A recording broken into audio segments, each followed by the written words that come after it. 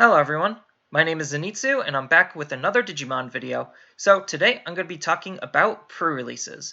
I already kind of covered in a previous video a whole bunch of information regarding pre-releases and the rules haven't really changed much, so you could refer back to that video if you want the information on the rules, and I'll also have a link to this document down in the description below. For the most part, just going over them really quickly, what's going to happen is when you are going to be participating in a pre-release, you're going to walk into your store. Your store is going to give you 6 packs after you pay for them, and then you're going to be opening up all 6 of those packs and building a 40 card deck out of those 6 packs with a Digi-Egg deck of 0 to 5 cards. If you do get more than 4 of any given same card, you still are allowed to play with them. Even if the card is banned or restricted, you are also still allowed to play with it. And as far as what the event is going to be, it is going to be Swiss format, where basically you play and then the best players will just start facing each other as you get higher and higher up the round count.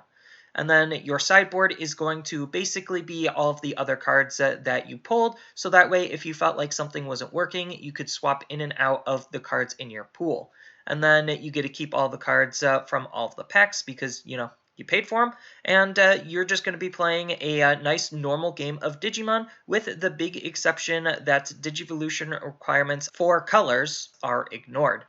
Keep in mind the Digimon trading card game and the way sets are designed, they're not really meant for sealed formats or limited formats. So in order to make these types of formats playable, they have to bend some of the rules, and that is the big rule that they're going to be bending. But any card that is specifically referencing in their ability that they need a particular color in order to use that ability, then you still have to abide by what the card says. And on top of which, in order to use options, you still also have to have a card of the same color on the field as the option you want to use. So the big thing to keep in mind when looking at sealed and limited formats is going to be the card pool that you're going to be looking at. So we could, for the most part, ignore a lot of the high rarity cards because you have a lot less of a chance on pulling those cards, and you can't really play around the synergies that those cards are necessarily wanting to play around with, just because of how these sets are designed and how the cards generally like to function as a whole. So for the most part, you're going to be taking a look at the commons, uncommons, and rares, and see what of those cards you want to be trying to play around with or build around with. So there are generally 5 different types of cards that you want to be looking at in terms of how you're going to be building your deck.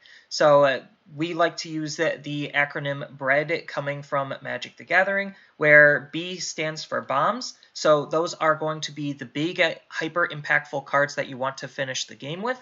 You're going to have R for removal. So these are the cards that are acting as, removal cards to try to deal with and interact with the opponent's board to make their cards less effective. And then you're also going to want to run Evasion. So these are your defensive types of cards. So in the Digimon card game, this is going to be primarily filled with blockers. And then you're also going to have A for Aggro. So your more aggressive cards, the cards that you're actually going to be doing the most of the combat with. And then you're also going to have D for duds, where these are basically just cards that aren't going to be very useful because their synergies are hyper-specific, or they require too much work and effort to make themselves useful, and the usefulness might not even pay off. So with all that information, we should be taking a look and seeing what cards we want to prioritize based on the cards that we see. So some cards are going to perform better than others in the set, all depending on what your pool is and what synergies and interactions your cards could have. So not all of these cards are going to be super playable. Some of them are going to be more playable than others, again, depending on the types of synergies and interactions you could be playing around with. But usually when you're looking at your win con, you're generally going to want to look at your level 5s and up. So your level 5s and up are generally going to be the strongest Digimon you could be playing, and some level 5s are generally really, really strong and could close out the game on their own, and obviously the level 6s are going to do basically what the level 5s are going to do, but even stronger. So that's kind of why you want to look at the level 5s and 6s to see where your powerhouse cards are going to be, so that way you could try to figure out how you're actually going to win the game. So when evaluating cards, you need to take a couple of things into consideration. The biggest thing is the card going to be useful and how useful it is going to be? And then the second one is going to be what synergies are going to make this card even better, and what synergies I could think about getting, or what synergies I'm actually going to be seeing. So an example of a card you probably want to avoid is something like Omni Shoutmon, just because both of his abilities require some setup and synergy, and I don't necessarily think that's going to be super feasible with how the sealed and limited formats generally work. So this is a card that I probably would avoid. Stat-wise, he isn't necessarily too bad, even as just playing him as a vanilla, but there are better cards that you could be playing with better stats. So as an example, sometimes stats do matter. So why would I play a Shoutmon that's not doing anything, that evos for 3 and has 7,000 DP, when I could be playing something like a Garbagemon, which hard plays for 5 versus hard playing for 8, evos for 3, so I'm not really losing tempo there, but also has 8,000 DP. So if I know something like Omni Shoutmon isn't going to be doing anything, then something like a Garbagemon is going to be performing a lot better, and thus you would want to prioritize Garbagemon over Omni Shoutmon. But sometimes the synergies also line up, where Omni Shoutmon could be really good depending on what your pulls are. So if you do manage to pull Shoutmons in multiple copies, then his first ability could be really good, and if you're able to pull Shoutmon DX, Siege Greymon, or the Blitz Omnimon, then his second ability could also be pretty good, thus adding to his overall playability. But because he does require some more setup, he is a card that I necessarily wouldn't be thinking about playing right away. And a lot of the level 5s and level 6 kind of have this, like, sometimes they're generically good, sometimes they're more specific. So something that is a little bit more specific is something like a Jokermon, whereas on-delete ability to play a level 3 purple Digimon is really nice, but it does have to be purple, so we do have to follow his color requirement in his ability, which you might not see any purple rookies, and even if you do, you might not have them, so Jokermon is a card that I generally wouldn't necessarily want to be playing around with. Same thing with like Inframon, where it's not necessarily the greatest card in the world because it requires very specific setups and synergies. But something like a Black War Growlmon is a little bit better just because of how he works and what he's doing, is just more generically better. So those are the types of cards that you want to be looking out for, is like how good the ability is alone, and does this need to be paired up with anything in order for it to be good.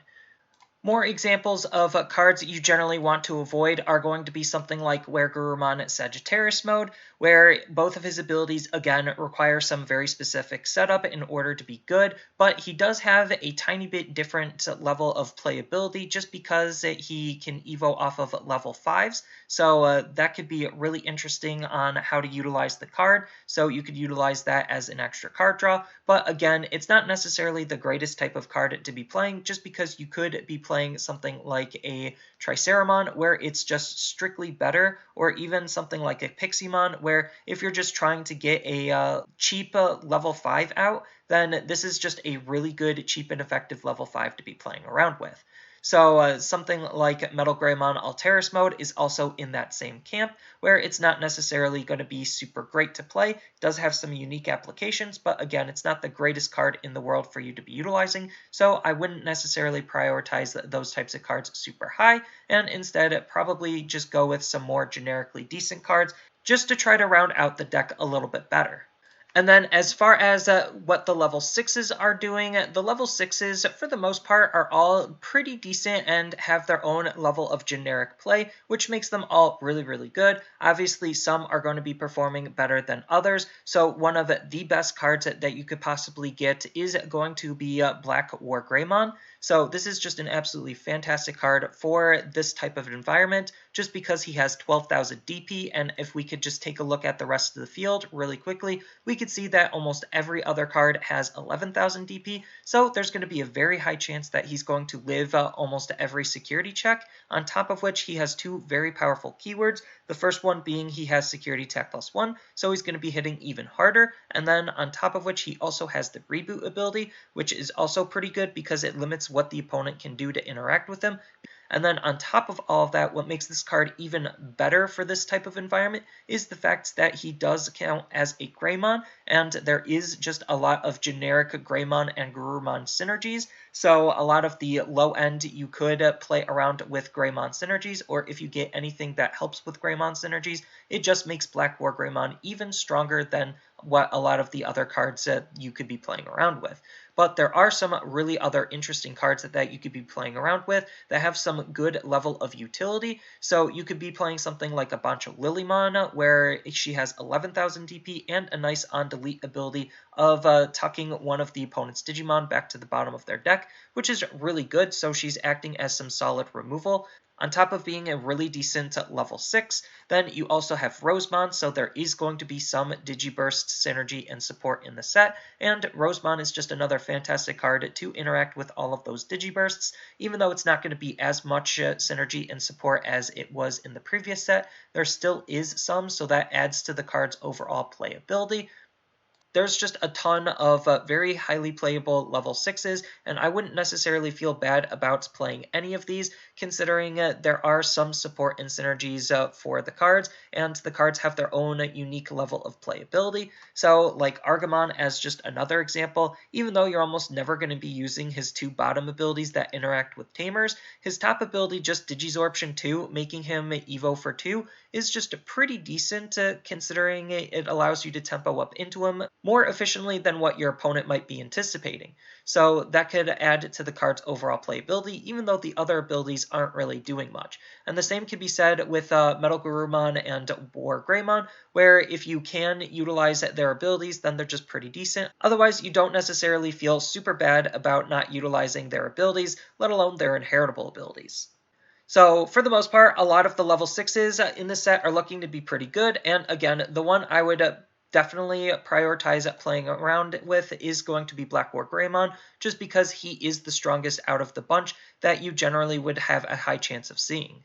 And then another very highly underrated one is going to be Sakuyamon, just because you could actually utilize her abilities rather efficiently. So, like I said, there's just a ton of good level 6s in the set to use. And then as far as options in the set, options are going to be rather hard to be utilizing just because they do require a specific color to be on the field.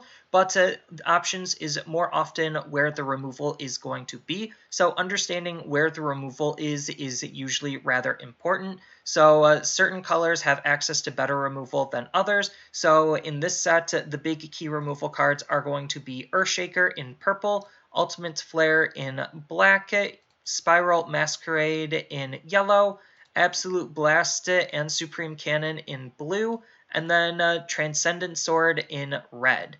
Green really doesn't have that great of removal options. I believe you just have Wyselian as like the big one, and then that's kind of it, but this isn't necessarily a removal option. It's just stunning two of the opponent's Digimon, which may or may not matter, but it's still just a rather hard card to be utilizing nonetheless, because it does want you to be playing with the Digiburst ability, and if you're going to try to be playing an option for 6, there's just better options that you could be thinking about utilizing, because most of the time when you utilize an option that costs this much, the turn is going to pass over to the opponent, so there's just a very low level of usage that this card is actually going to have.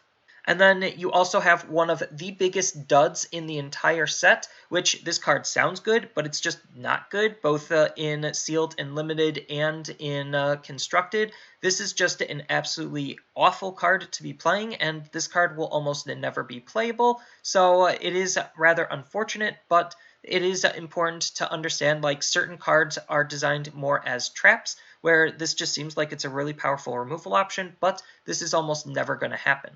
So after taking a look at what a card is particularly doing and understand how you want to be utilizing it, or if you even can utilize it, the other important aspect to looking at your card pool is going to be the synergies you could be playing around with. So as I mentioned before, with Black War Greymon, he does count as a Greymon, which means we do have access to all of the Greymon synergies that we could be playing around with. So we could think about using Koromon, we could be thinking about using Agumon, we could be thinking about using Greymon, all just because these cards interact with Black War Greymon. And then we also have access to Nokia, which could help play our Agumon, which isn't necessarily the greatest synergy, but we do want to use her other ability to help with Greymon synergy. So if you are lucky enough to build enough Greymon synergy, then Nokia could be a pretty decent card. Otherwise, she really isn't going to be doing a whole lot, and you are better off just playing other cards. But if the synergies are there and they do align, then she could definitely put in a lot of work. And we also have other synergies like Transcendent Sword that also are looking for Greymons. So Greymon is one of the big synergies in the set, even though it doesn't look like there's a whole lot. And the same could be said with Garurumon, so I definitely think Greymon for this type of a format has a little bit better synergies and has a leg up over the Garurumon synergies in support. So I would prioritize playing Greymons over Garurumons if possible, but it is still possible to play around with the Garurumons in the same type of vein. And then, as I mentioned before, with Rosemon, you do have access to a couple of Digiburst tools. So Rosemon's ability to just give all of your Digiburst cards Security Tech +1 is pretty strong, considering it interacts with Black War Growlmon, where we could utilize this ability to give Black War Growlmon an extra security check. Same thing with Terriermon's assistant, and we even have a new Digiburst egg to be interacting with the Digiburst mechanic on top of Weedmon. That also just helps Digiburst function as a whole. So taking a look and evaluating cards is going to be the hardest aspect, but as I mentioned before, there's a ton of synergies in the set that you might be able to pull and you might be able to utilize to just help make it building your deck easier and make it your deck that much more powerful and that much more efficient. Again, all depending on what you pull and how you pull it. But some synergies aren't necessarily the greatest, like Diaboromon synergy is rarely ever going to be going off. I don't necessarily think that the Megidramon synergy is going to be super great to rely on either. So there are just some synergies that are easier to play around and build than others. And it's just up to you to evaluate what you have and how you could utilize them. So another key aspect to deck building for the limited pool is going to be looking at your evasive or defensive cards. So these are going to be your blockers, and this set has a couple of decent blockers that you could think about utilizing. So we have Monochromon in red, because red was missing the new wave of blockers stat line, where it's hard play for 6, evil for 1, 5000 DP. Blue was also missing theirs, so it is making an appearance in the set. These are two highly decent cards that you could be consider playing around with, just because they evo for 1 and they are a blocker, and because you're not color locked on how you could evo, you could use either of them. On top of which, you also have a rookie blocker in the form of Commandramon. I don't necessarily see this card being super great, but it is a rookie blocker, which is rather uncommon. Then you also have Mechanorimon, which is one of the most powerful blockers in the game, just because he hard plays for 4, evos for 3. The evo for 3 kind of sucks, but most of the time you want to hard play him. And he has 6000 DP with the blocker ability and the additional ability to just completely wall out the opponent's aggression if they're trying to aggress with little dudes and go wide.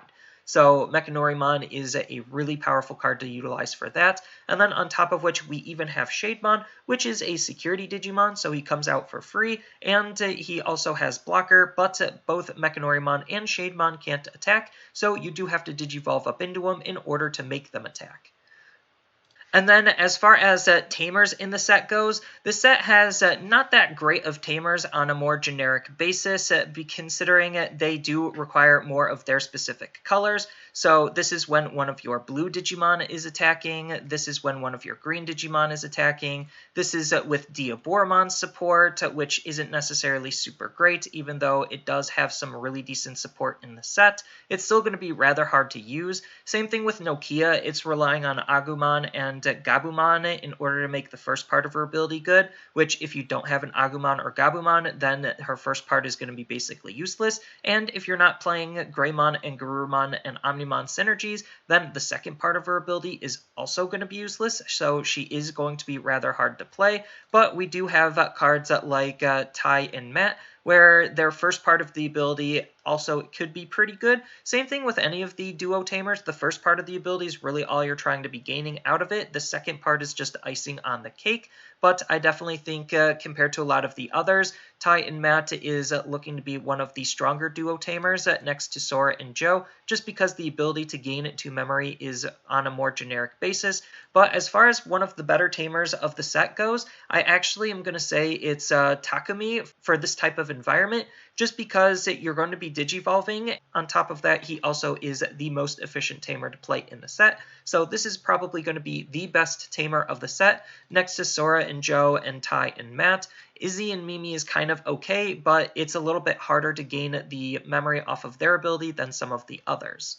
And then Nokia is only good if you can line up both of them, but because you are not necessarily color locked, you actually could consider using her. It's just she is in one of the more awkward positions because of how her ability works. Then lastly, going over the Digitama, we have some really good Digitama to consider utilizing. So probably the best 2 Digitamas that you want to prioritize over anything else if you get enough Digitamas is going to be Gigimon and Pikmon, just because their abilities are generically good. They don't really require much of any synergy or support in order to make them good, so they just are the best. Yokomon is in the same camp with Tsunamon and Koromon, just because they do require very specific synergies to make them good. And then Tsunamon is probably the worst of the set, just because he's really only for Diabormon, and if you don't see enough Diabormon cards, then this card really isn't going to be doing anything at all. So this is definitely the worst Digitama of the set to use for this type of a format. And then this is just more generic advice, but you could really just build the deck any way you feel like you want to. But on a more generic basis, the way you want to ratio out your deck is you're going to want to have about 10 level 3s, 8 level 4s, 6 level 5s, 4 level 6s, and then 2 of whatever card you feel like utilizing. But again, you're not hard locked to those ratios. That's just a more general guide on something to help you get started. So I hope you found some of this information to be useful, and I wish you the best of luck in your pre-release events. So that's all I really have for this video. As always, feel free to tell me your thoughts down in the comments below, and down in the description below are different ways that you could support me in the channel. So one of those ways is I do have a TCG Player affiliate link, so whenever you use that affiliate link to buy cards off of tcgplayer.com, then some of the money will go to supporting me in the channel. And on top of which, I also do stream over on twitch.tv/Zenitsu. So following and subbing is a good way to support me over on that platform as well. And on top of that, I also do make and sell playmats over on Overcard Gamers on Facebook. So whenever you buy one of my designs through them, then some of that money will also help go to supporting me in the channel. And as always, don't forget to like, share, and subscribe for more content, and I'll see you in the next video.